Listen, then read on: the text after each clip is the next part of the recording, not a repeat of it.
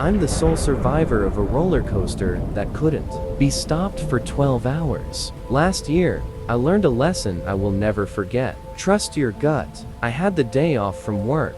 I wanted to do something fun, but everyone I knew was busy. Makes sense. I mean, it was a Tuesday. I decided I'd just go to the amusement park by myself.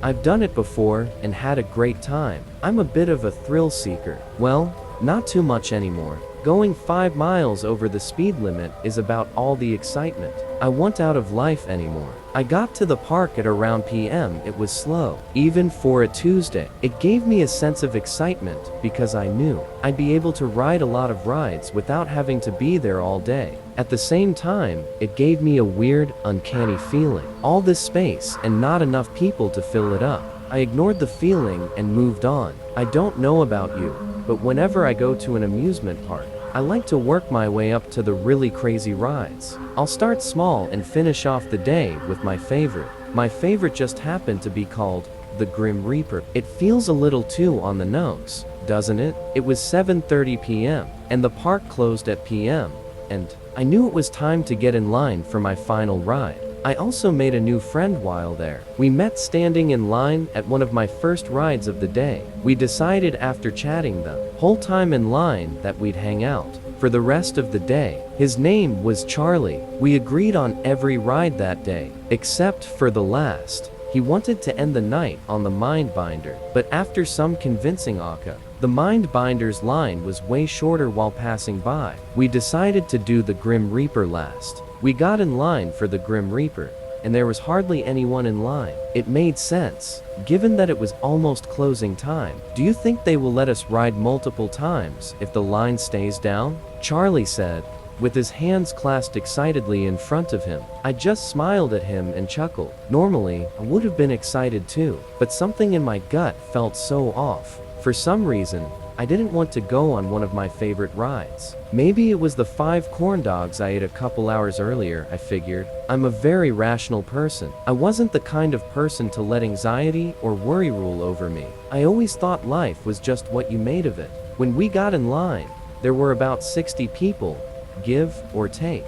The people in front of us did their ride, and 30 of us were left in line. People started looking at the time and saying they were tired and just getting out of line. By the time it was our turn, only 19 people were in line. I knew the ride well enough to remember that it held 20 people, so if no one else got in line, they really might let us go multiple times. I really didn't want that though. Honestly, I felt even more compelled to get out of line. After all, those others did too, and I didn't want to seem lame to my new friend if I wanted to get off the coaster after one ride. The time came for us to get on the ride. My heart was pounding faster than it ever had. I wondered if I was all worked up because I watched Final Destination 3 with a friend a couple weeks back, but I wasn't having visions of the terrible fate we would all face. I was just feeling off. I did everything in my power to get it to all make sense and to not worry, but nothing worked. I seriously considered just telling Charlie. I didn't feel great after the last ride, but I finally found someone with my taste in roller coasters. I didn't want to let him down. We were towards the back of the line, so we didn't have much say in where we sat. We ended up in the 3rd car from the front. I was just happy we weren't in the front car. As you get on the Grim Reaper, it plays a cheesy little jingle. Nowhere to run, nowhere to hide. The Grim Reaper will find you, dead or alive. With music in the background that always sounded so dumb in the past. I couldn't believe it was getting to me. Charlie even hummed along to it while grabbing my arm with happiness. We got in our seats, and an employee came by and pulled down the metal bar, restraints to secure us in our seats. It was the kind that strapped you individually over your shoulder. I'm on the chubbier side, but I can always fit into coaster seats. I've never been told I couldn't go on a ride. I'm just sometimes a little snug. It's actually kind of nice, because I feel very secure. As we got strapped in, I felt the plastic-coated metal hit my shoulders and chest. It should have given me a sense of comfort and safety, but I just felt trapped. The employee walked back to the station. That has the infamous big button that starts the ride. He flashed all a thumbs up and yelled, Ready for the Reaper? Everyone raised their hands and let out an excited scream. Except for me. I let out a large sigh, counting down the seconds, trying to imagine Charlie and I once we were off the ride and how happy we would be. The employee hit the button and we were off. The coaster shot out of the loading station, like we were a bullet being shot out of a gun. After that, it started on a relatively slow ascent up a point to a drop-off of 60 degrees. A couple of twists and turns, a big loop, and some more twists and turns. About halfway through the ride, I was enjoying myself. I was thinking about how the hard part was done, and I was safe. Just a little anxiety was all. We were rounding out our last bend when a sense of relief came over me. I could see the end of the ride. I was almost done, but the ride didn't start to slow down. Normally, the coaster starts to slowly come to a full stop several hundred feet from the end, but it was still going. As we passed by the loading area, I saw the operators look confused as we raced by. I noticed no one else was waiting in line. Someone screamed, "One more time," and everyone on board gave an excited response. Everyone except for me. Charlie looked over at me and grabbed my wrist.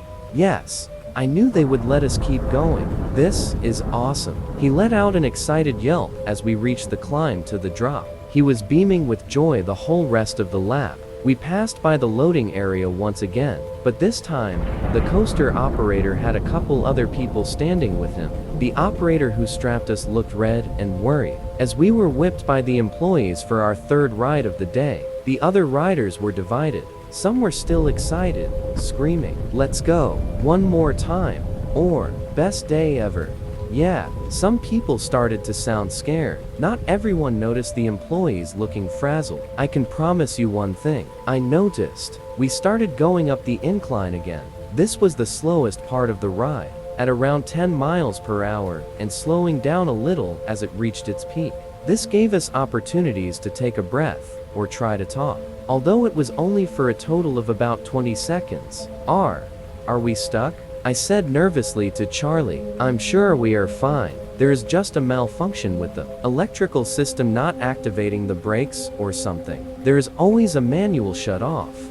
He was cut off, and we went down the steep hill. We passed by yet again, this time, with more people looking worried, and someone standing close to where the coaster would go by. He tried to yell at us as we went by, but we couldn't really understand him. Maybe something about them working on getting us off. This time, as we zoomed by, everyone was scared and starting to panic. I guess it didn't sink in for some people what was happening until right now. We went around a fifth time, and everything remained the same. On the sixth time, we were at the peak and saw a fire truck coming into the parking lot. From the top of the incline, we had a perfect view of the parking lot, along with the side of a highway a little further out. It took 2 more loops around the track by the time the fire department got to us. Not just them, but police officers and ambulances. It started to scare me. Why did they get ambulances? Is it just protocol, or is there more to this? Someone came in a few minutes later with a big white board that they used to write messages to us. The ride was too loud when passing by them to hear anything, so this was their only way to talk to us. It must have been the 12th or 13th time around when the whiteboard read, "Trying to free you at peak." I knew they couldn't write a novel for us, because you can only read so much while going by so fast. But come on, people.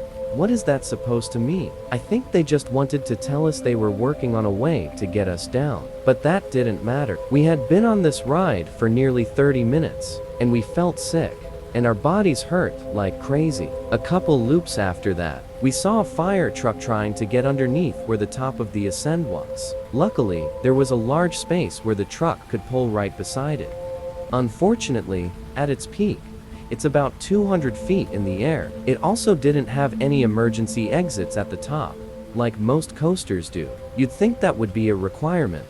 But what do I know? We saw the fire truck start to expand, the ladder that comes out the top, but it wasn't even close. We waited for the firefighters to try and figure out a solution to save us. as the audience below us was watching us like we were some kind of show. It was close to 45 minutes when the first death occurred. Then one more soon after. There was a skinnier guy in a car behind me. I heard him talking about trying to slip out of the seat restraint, which secured him to his seat. The other guy he was with told him it was a bad idea. So did I. The next time we went up the ascent, he began violently wiggling and thrashing back and forth, to the point where people thought he was going to throw off the ride. He managed to wiggle about halfway out, right at the top. But, well, it didn't end very well. His leg got caught on a part of the track, and yanked the rest of his body out of the bar restraint. It sent his body crashing down towards the earth.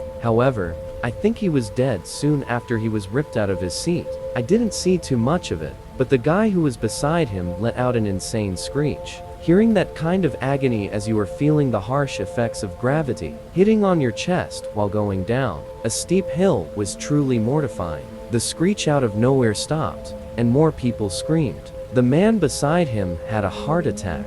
I could hear the symphony of moans and crying coming from the crowd watching us. I couldn't hear them before because of how loud the ride was, but they were terrified of what they saw. Police tried to escort them out of the park, but it didn't stop people from parking on the side of the road to watch and record on their phones. It made me feel disgusted. At around an hour on the ride, everyone stopped screaming or trying to talk to each other. It seemed like everyone accepted their fate. My nails were deeply embedded into Charlie's wrist. I couldn't scream anymore due to my throat feeling raw from the yelling. Even if I wanted to, I probably couldn't due to my voice giving out. I saw that I drew a little blood on Charlie, but he was too out of it to notice. He, along with a few other people, were incredibly sick.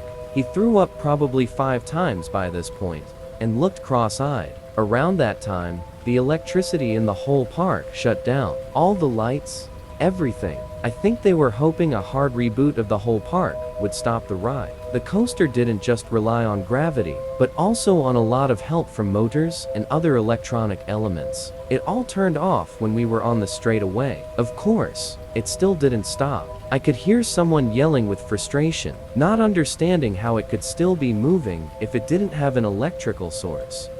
After 2 hours, they let some family members come into the loading area, which was a terrible idea. We were doing our best to keep cool and stay calm. Our families washing us, zooming by them every 2 minutes, and absolutely screaming at us, made it so much worse. My mom was my first family member to show up. Don't get me wrong, I love my mom, but she is very stubborn and wanted something done, even though they had already tried everything. Of course, it was just because she wanted me safe, but it was stressing me out. The firefighters put down a safety net underneath the ascent. It was still quite a jump, if we could even get out successfully to land on it, and we might be okay.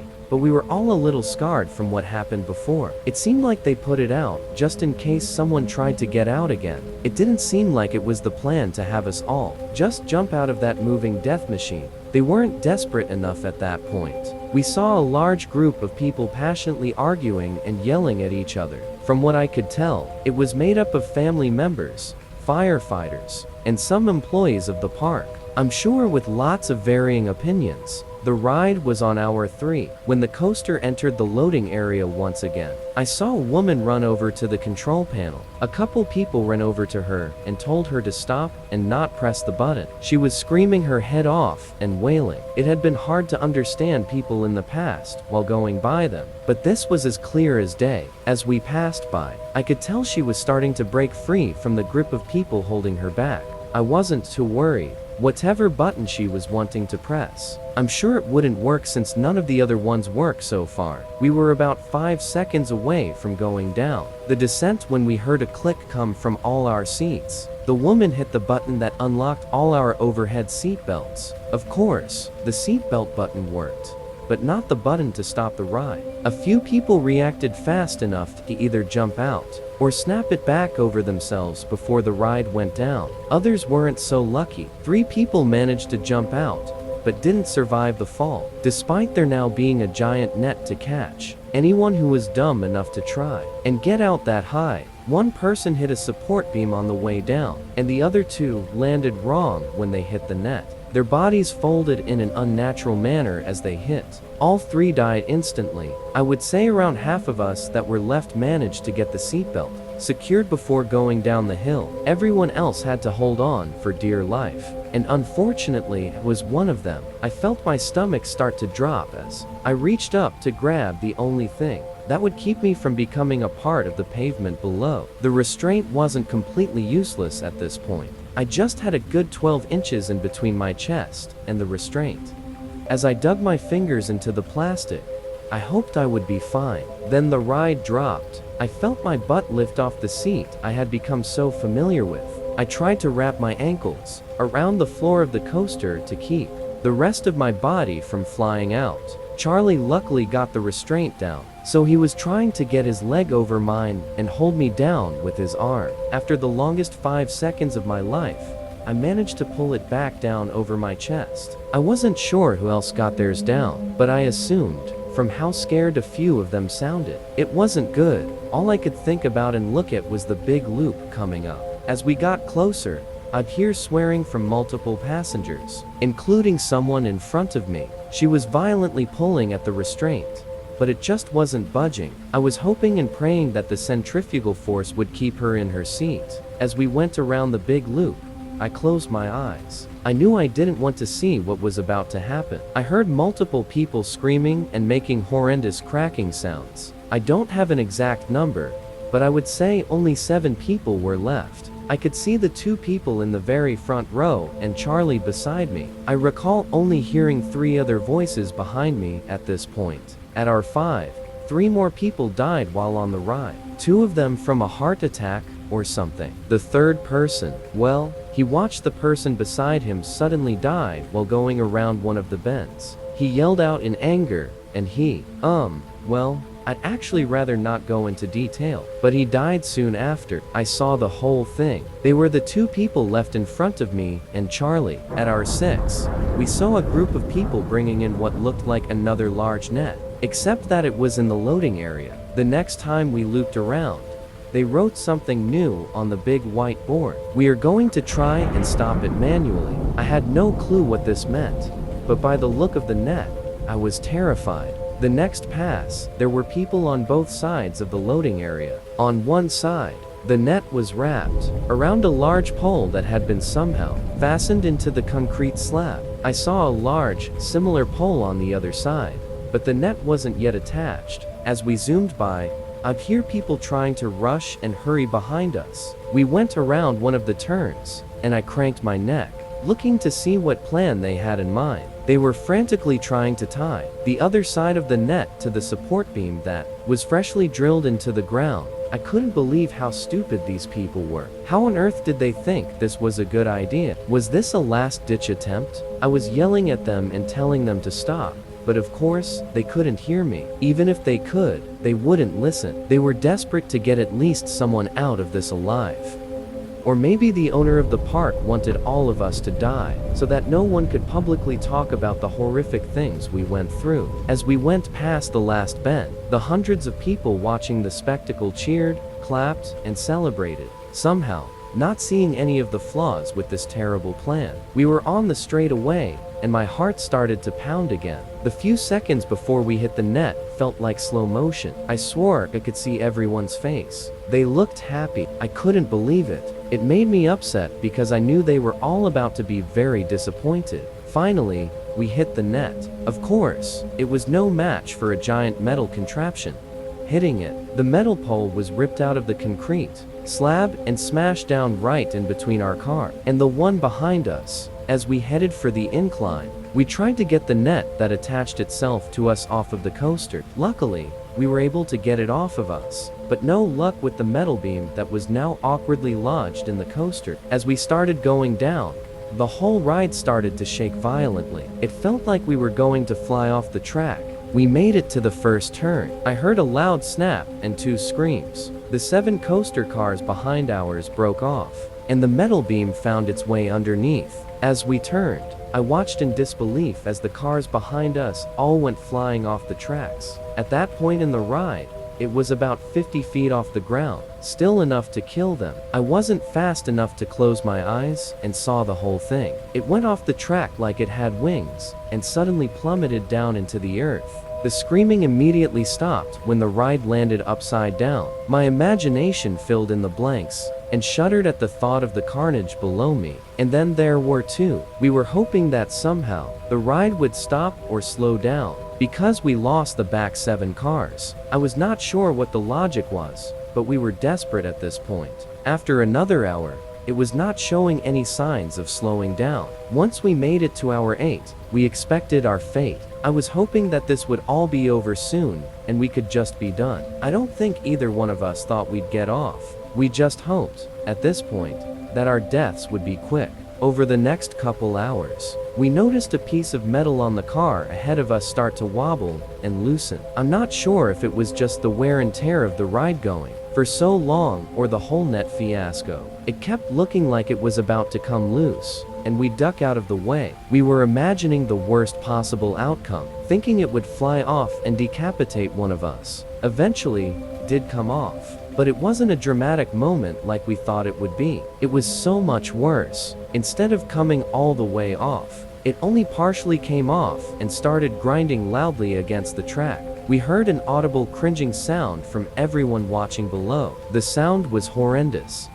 The thin strip of metal started to find its way underneath the car. Charlie was worried it would dislodge the coaster from its tracks, like we saw just hours before. He told me he was going to try and grab it. I begged him not to. After a few laps of me telling him to just leave it, he made up his mind and contorted his body to try and grab the sharp metal. I couldn't see his hand as he reached down for it, but I could see his face. Somehow, that made it worse. His expression quickly changed from focused to shocked in a matter of seconds. His face was blank. I heard screaming but had no clue what was going on. He lifted up his arm and I don't think I will ever be able to get the image of what used to be his arm out of my head. When he gripped the metal, it slipped and went deep into his forearm. I tried to grab his shoulder to calm him down, but to my shock, he was calm. He was more silent at that moment than he had been the whole day. He wouldn't even look at me. He was almost mesmerized by the sight of his bloody,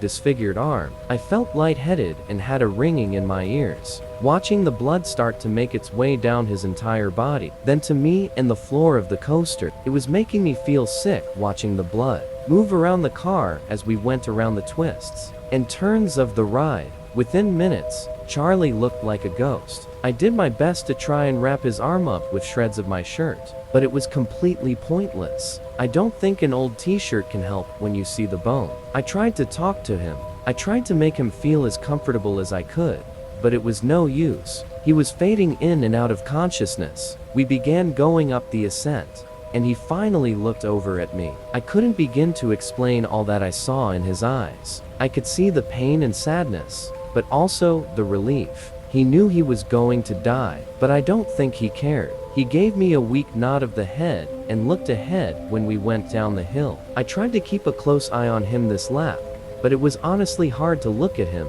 I heard him take a deep breath right before the loop.